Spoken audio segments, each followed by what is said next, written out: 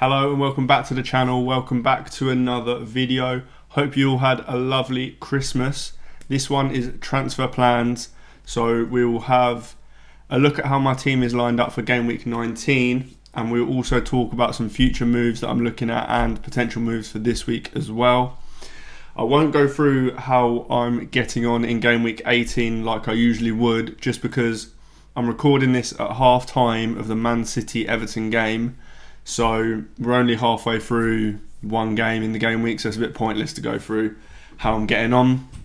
I do have Lewis playing, and at the time of recording it's 1-1, so he's lost his clean sheet and he didn't get an attack in return for the first goal. So anyway, on to my team for game week 19. So goalkeepers is a pretty easy one this week. I've got Fabianski on the bench with Liverpool at home and Verbruggen with Aston Villa away. It's a bad week for both of them, to be honest, but it's a worse week for Fabianski, so I will be playing Verbruggen with Aston Villa away.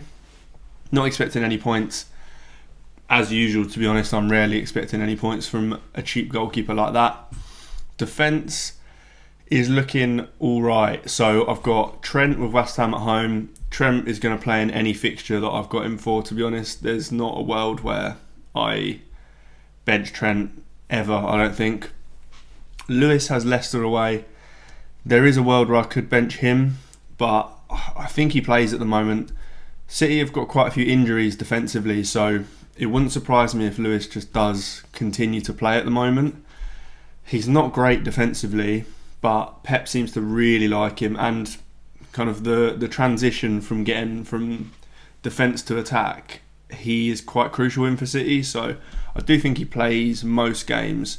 And Leicester away is obviously a very nice one, so I will most likely be playing him. Then I've got Castan with Bournemouth at home. I'm not 100% sure whether I'm playing Castan or not. As you can see on my bench, I've got Hall with Man United away, and I've got Anderson with Bournemouth at home as well. Same fixture, obviously. So it is. I won't be playing Anderson, I don't think, because Castan is obviously a fullback, so he's more attacking, but has the same fixture. So there's no real benefit to playing Anderson over Castan. It's whether I play Hall or Castan. Now, there isn't. If there was a situation where I had a Bournemouth attacker and a Man United attacker, or a Man United attacker, then that would make the decision for me. But as you'll see in a minute, I've got an attacker from Bournemouth and I've got an attacker from Man United. So it's not even like I can use that to make the decision. For example, like this week, I had to decide who to bench between Mbeumo or Semenyo. And I benched Mbeumo because Mbeumo was playing against one of my defenders. So I kind of like that as a deciding factor. But as you'll see when I do the midfield section, as I mentioned, I've got a Bournemouth attacker and I've got a Man United attacker. So I can't even use that. At the moment, I'm going to play Castan just because it's a home fixture, I think. So that's where I am with that. Let's now have a look at the midfielders. Right, so I've got Semenyo with Fulham away. As I mentioned, that's what I was talking about with Anderson and Castan. I've got Semenyo playing against them. Now, I could bench Semenyo for Mbeumo. As you see, he's first on my bench. That is an option. It is kind of close between them two. Another reason why I do kind of like playing Mbeumo is that I don't own any Arsenal defenders. Most people do own Arsenal defenders, so it's kind of a double whammy where if Mbeumo gets an attack in return, it also means that people lose the Arsenal clean sheet, so I'd be gaining a lot more points with an Mbeumo return, but I just really like Semenyo. It's kind of tough though. That is kind of a 50-50 that I've got this week. It's probably it's not the only 50-50 I've got this week. It's one of two that I've got this week. Whether to bench Semenyo or whether to bench Mbeumo is tough, but at the moment I've got Semenyo playing.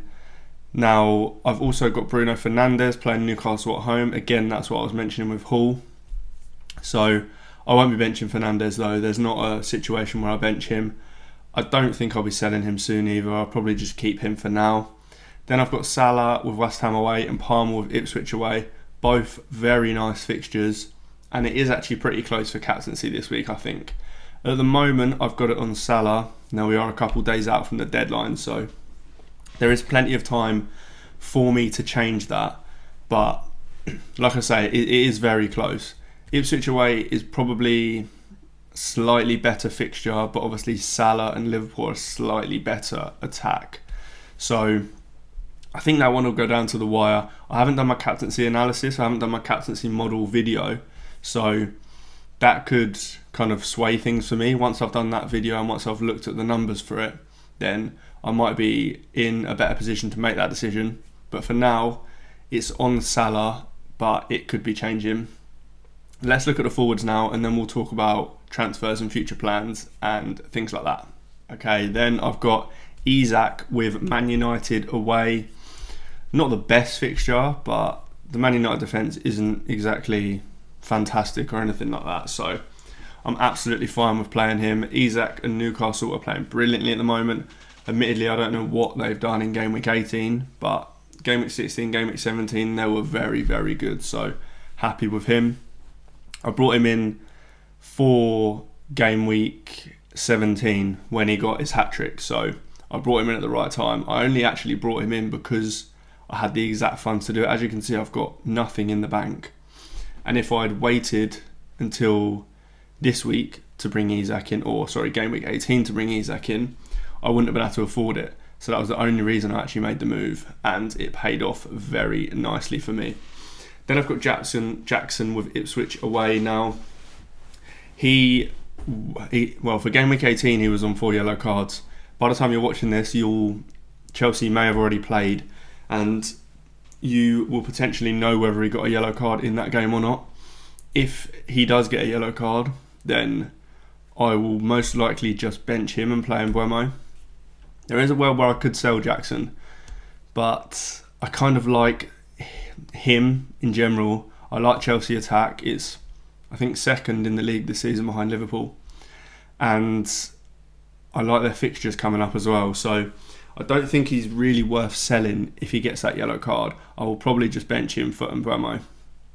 So that could kind of fix the benching headache I've got if Jackson does get that yellow card. Like I say, you'll probably know by the time you're watching this, but when I'm recording, I don't, because Chelsea haven't played yet. Then I've got João Pedro of Aston Villa away. Now, he's not a player that I'm necessarily definitely going to keep. For me, it's just the lack of alternatives that is the problem. As you can see, I've got nothing in the bank, so my options are limited if I want to use one transfer to get there, but I do have 4 free transfers, so I can make a couple of other moves to get someone in for João Pedro. But also, he's on penalties, he's really cheap. Admittedly, Brighton haven't been the best recently, but in general they are good. So I'm not sure there's anyone better around his price range. It's probably Chris Wood that I would try to get up to if I could. And the way that I'd do that is probably through selling Mbeumo. Now, as I mentioned, as you can see up there as well, I've got 4 free transfers and nothing in the bank. So in terms of transfer plans, there's only really one player that I actually want that I don't have, and that is Daniel Munoz from Crystal Palace. Really annoyingly actually, Lewis is 4.6 million, Munoz is 4.7 million. So if I had 0.1 in the bank, I could do Lewis straight to Munoz and I'd be happy and set. But I can't do that because I can't afford it, obviously. Now, the one player that I'm looking at selling, or that I could sell to make those funds up, is Mbeumo. His fixtures aren't great, so he's got Arsenal here in Game Week 19. After that, I think he's got Southampton, so he's probably worth keeping for that fixture. He's then got 2 tough ones. He's got Liverpool and someone else, I'm not sure who. But yeah, in terms of a player to sell, I don't really want to sell anyone else. I mean, if Jackson gets a yellow card, then there's a world where I could sell him. But as I mentioned, I kind of like keeping him. Isak I want to keep. Salah, Palmer I'm keeping. Fernandes I kind of want to keep as well. And Semenyo is just brilliant for his price. Trent I'm not selling either. And apart from that, everyone else is cheap. So it really is Mbeumo who I would have to sell to get up to Munoz or get João Pedro up to Wood. So unless we get any kind of injuries or big suspensions, then it's looking like I'm probably going to be rolling to 5 free transfers. The problem with that is that future moves wise, I really don't have much that I want to do. I mean, I'm sure stuff will crop up within the next week or two. I'm almost hoping it does, because if I roll to 5 free transfers for game week 19, then I get to game week 20 and I will then have no moves to do. It will probably be a case of, I don't know, a goalkeeper transfer maybe, even to move Verbruggen to someone with better fixtures. There'll be a time soon when I will probably want to start bringing in Everton players, I guess, because in game week 24, 25-ish is when we think the Liverpool and Everton double game week will be placed. So I'll want to bring in some Everton players. Now, people that I'm looking at for that will be Mikalenko. He's very, very cheap. So I could move Lewis down to Mikalenko. Potentially, I could move either Anderson or Castan down to, or actually, maybe I can't. I'm not sure how much Mikalenko is. I think he is around 4.2, 4.3. But it will probably be Lewis that makes way for him. So I could do that move nice and early. But then again, Man City's fixtures are kind of nice. I mean, their defence is poor, but their fixtures are quite nice. So, and I do think Lewis keeps playing for the foreseeable. So yeah, that's in my thoughts anyway. Again, another player I'll be looking at is Pickford, but he's quite expensive. I think he's about 4.9 million. So again, to get Verbruggen up to Pickford, I'd have to make the funds up somewhere, which would probably involve selling Mbeumo. Another player that I'm looking at is, I mean, after that it really is scraps, but McNeil isn't in the squad for the Man City game, this game week 18, so can't really buy him yet either. After that it really is scraps, to be honest. I don't really think I want anyone else from Everton, so yeah, I'm struggling on what to use my free transfers on in the near future. A lot of people will probably say move Semenyo to like a Ahmad or an Enzo or an Iwobi or Rodgers, I guess. For me, Semenyo is just better than all of them, so I'm not really interested in that.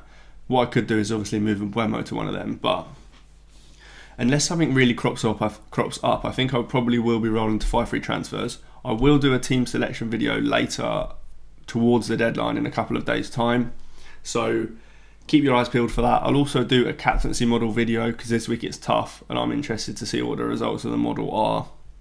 So look out for that. That's all for this one. If you've got any questions about my team or your team or anything, drop them in the comments. Do give this video a like if you did like it and hit subscribe, and I will see you in the next one.